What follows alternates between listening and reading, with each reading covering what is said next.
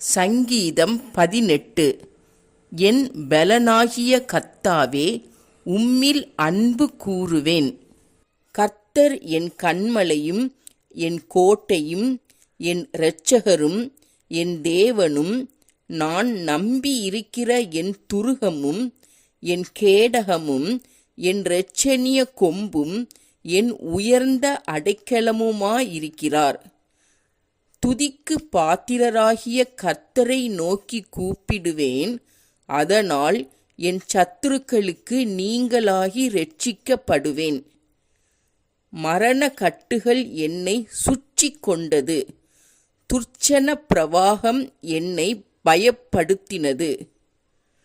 பாதாள கட்டுகள் என்னை சூழ்ந்து கொண்டது, மரண கண்ணிகள் என் மேல் விழுந்தது. எனக்கு உண்டான நெருக்கத்திலே கர்த்தரை நோக்கி கூப்பிட்டு என் தேவனை நோக்கி அபயமிட்டேன்.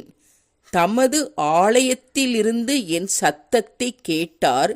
என் கூப்பிடுதல் அவர் சந்நிதியில் போய் அவர் செவிகளில் ஏறிற்று. அப்பொழுது பூமி அசைந்து அதிர்ந்தது. அவர் கோபங்கொண்டபடியால் பர்வதங்களின் அஸ்திபாரங்கள் குலுங்கி அசைந்தது.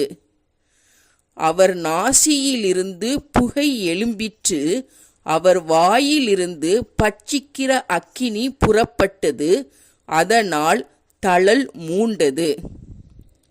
வானங்களை தாழ்த்தி இறங்கினார், அவர் பாதங்களின் கீழ் காரிருள் இருந்தது.